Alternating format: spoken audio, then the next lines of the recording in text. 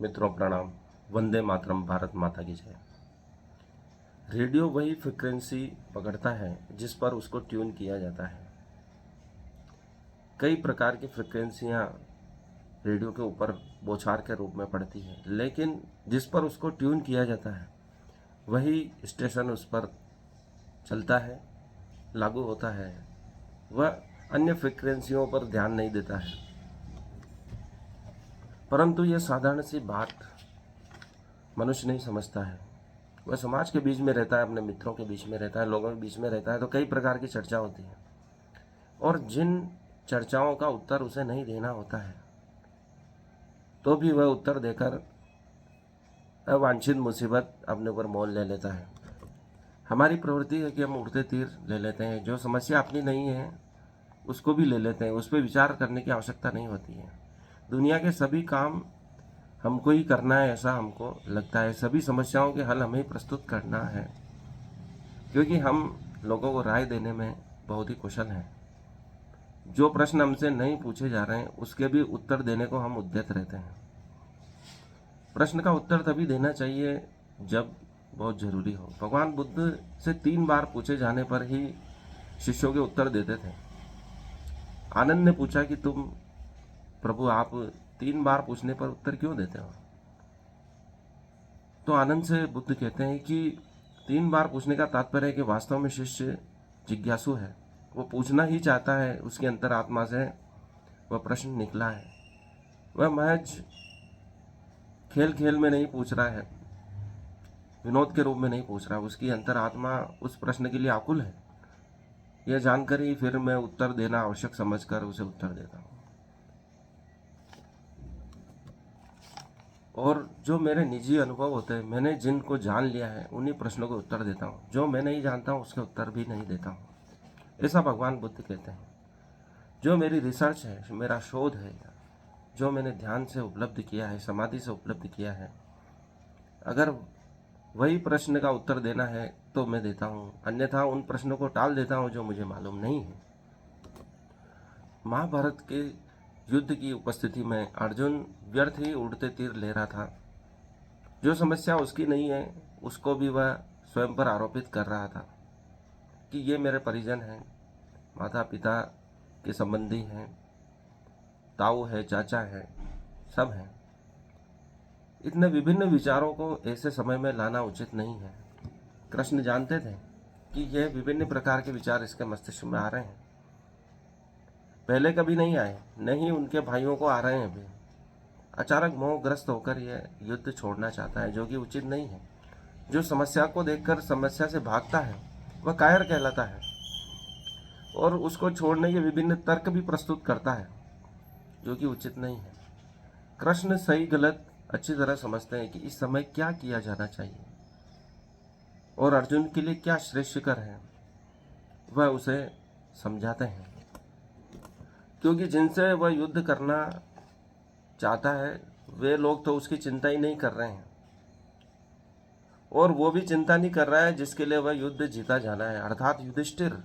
वह भी चिंता नहीं कर रहा है कि मैं परिजनों से युद्ध करके राज प्राप्त करूंगा, इनके शवों पर अपना साम्राज्य स्थापित करूंगा, जो कि मेरे कितने स्नेहीजन हैं, भीष्म पितामह, गुरु द्रोण हैं, इत्यादि संबंधी हैं, भाई बहन हैं। इसलिए विद्वानों ने कहा, जैसी दृष्टि वैसी सृष्टि। जैसा आप सामने वाले को देखते हो वैसे ही वो नजर आते हैं। यदि हम सोचते हैं कि ये संसार बुरा है तो ये संसार बुरा नजर आता है। यदि हम अच्छे हैं तो संसार भी अच्छा नजर आता है, क्योंकि हम जैसा सोचेंगे ये हमारा ही प्रतिबिंब है संसार। शंकराचार्य ने कहा कि ये संसार माया है, जैसा हम इसको देखना चाहते हैं वैसा ही दिखता है। ये एक आधुनिक टेलीविजन के समान है, जैसा हम चैनल लगाते हैं वैसा ही उसमें चित्र प्रदर्शित होता है, वीडियो प्रदर्शित होता है, आवाज़ें आती हैं। हम इस संसार से क्या चाहते हैं यह वही उपलब्ध करा देता है। यही हमारा ही प्रक्षेपण है, यह संसार हमारा ही प्रक्षेपण है। हम इससे जो लेना चाहते हैं वह यह उपलब्ध करा देता है। इसलिए कल्प वृक्ष की कल्पना की गई थी कि आप इससे जो मांगोगे यह वह उपलब्ध करा देगा। भगवान बुद्ध ने कहा कि यह मन ही कल्पवृक्ष है। इसलिए सोच समझकर मांगना, नहीं तो तुम्हें पछताना पड़ेगा, क्योंकि आप जो भी सोचते हो वह आपको उपलब्ध हो जाता है, और जो उपलब्ध हो जाता है फिर उसी से तुम दुखी होने लगते हो, क्योंकि संसार में दुख है और उससे मुक्ति का उपाय भी है, और वह उपाय हमको करना है। भगवान बुद्ध की यही शिक्षा है। इसलिए हम जो मांगते हैं हमें वही मिलता है। इसलिए सोच समझकर मांगने की प्रार्थना की गई है। हमें वे चीज़ें नहीं चाहिए जिससे हमें दुख प्राप्त हो, लेकिन अंततः जो भी मिलता है उससे दुखी प्राप्त होता है। भगवान बुद्ध ने यह अच्छी तरह समझ लिया था कि जो भी आप प्राप्त करोगे उससे दुख प्राप्त होगा, और दुख की मुक्ति ध्यान में है, समाधि में है, इसके अलावा कोई मार्ग नहीं है। इसलिए सभी को ध्यान के मार्ग की ओर वे ले गए। कृष्ण अर्जुन को भी उसी मार्ग पर ले जाना चाह रहे हैं। दृष्टा बनना अर्थात कर्ता से दृष्टा बनने की यात्रा है, जिसमें मनुष्य जो भी कर रहा है वह यह न सोचे कि वह कर रहा है, उसका शरीर कर रहा है, और वह तो सिर्फ देखने वाला मात्र एक दर्शक है। दर्शक फिल्म के प्रभाव से मुक्त होता है। उसमें जो मारधाड़ होती है उसके खून नहीं आते हैं दर्शक के, नहीं, वह उससे प्रभावित होता है। वैसे ही संसार में ऐसे कर्म करो जैसे तुम एक दर्शक हो, एक अभिनय मात्र कर रहे हो, तो तुम्हें इसके सुख दुख से, पाप पुण्य से मुक्ति मिल जाएगी। नहीं तो इतने घोर कर्म में कृष्ण अर्जुन को लगा रहे हैं, उसमें पाप ही पाप अर्जुन को दिखाई दे रहा था। लेकिन हम सुख दुख से, राग द्वेष से मुक्त होकर कर्म करते हैं, फल की आकांक्षा से मुक्त होकर कर्म करते हैं, तो वह एक शुद्ध कर्म होता है। उसमें स्वयं की उपस्थिति नहीं होती है। वही कर्म की शिक्षा अर्जुन को देने का प्रयास कृष्ण कर रहे हैं। इसलिए कृष्ण अर्जुन को बता रहे हैं कि इन सबको मैं मार चुका हूं पहले ही। यह भाग्य देखना क्यों जरूरी था? यदि अर्जुन को कृष्ण उसका भाग्य नहीं दिखाते, यदि नहीं देखोगे तो वही होगा जो भाग्य में लिखा है। देख लोगे तो उसे बदलने के हम उपाय कर सकते हैं। जितने भविष्य दर्शक हैं वे यूं ही व्यर्थ किसी का भाग्य नहीं दिखाते हैं। यदि भाग्य खराब है तो उसे कम करने के, बदलने के उपाय किए जा सकते हैं। ये एक सर्वश्रेष्ठ भविष्य दर्शक अच्छी तरह जानते हैं कि भाग्य को भी बदला जा सकता है, लेकिन मालूम हो कि भाग्य क्या करने वाला है तो उसके लिए हम प्रयास कर सकते हैं।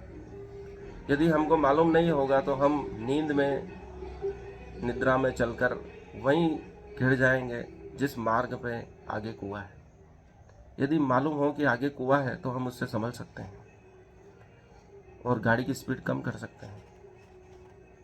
लेकिन यदि मालूम ही नहीं होगा कि आगे क्या क्या खतरे हैं तो हम जरूर चोट खाएंगे। दुर्घटनाग्रस्त होने की 90% संभावना है। इसलिए कृष्ण अर्जुन को उसका भाग्य भी दिखाते हैं कि यदि तू ऐसा करेगा तो ऐसा होगा, वैसा करेगा तो वैसा होगा। जब निश्चित हो गया है कि इन सबको मरना ही है तो इसको मारने में कोई आपत्ति नहीं है। इसको करने से तुझको पाप नहीं लगेगा।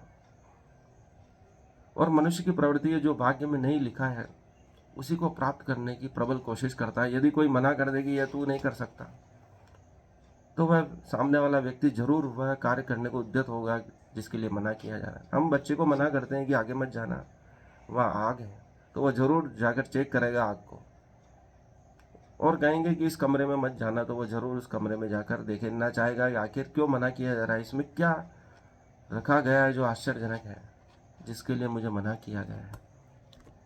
जो नहीं मिल सकता उसी के लिए मनुष्य प्रयास करता है, जिसके लिए मना किया जाता है वही कार्य मनुष्य करता है। इसलिए भाग्य को जो देखते हैं, दिखाते हैं, उसका प्रयोजन यही है कि आप वह कर्म न करें जिससे नुकसान हो सकता है, और जो आपको नहीं मिल सकता उसके लिए भी उपाय किए जा सकते हैं। यदि अर्जुन तपस्या करने चला जाता तो उसको एक सुखी साम्राज्य नहीं मिलता, वह मानव समाज नहीं मिलता जिसमें सुख शांति है, स्वतंत्रता है। आतताइयों का खतरा हमेशा बना रखता है। जब तक दुर्योधन, शकुनी इत्यादि उसके साथी जीवित थे, पांडवों को जीवन भर कष्ट झेलना पड़ा।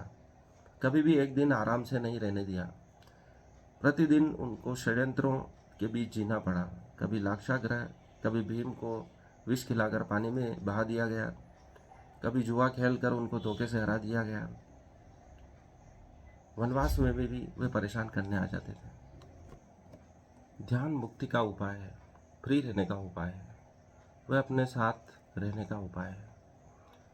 इन वीडिया के जो संस्थापक हैं वह कहते हैं कि मैं रात भर में वह सब कार्य कर लेता हूँ जो मेरे लिए आवश्यक है, फिर मैं दिन भर फ्री रहता हूँ और मीटिंग्स लेता हूँ, उसमें लोगों के विचार सुनता हूँ, उससे मुझे नए आइडियाज़ मिलते हैं और लोगों से आगे बढ़ने की प्रेरणा मिलती है। हम दिन भर अपने कामों में उलझे रहते हैं, अपने परिवार के साथ एक क्षण भी फ्री नहीं बिताते हैं।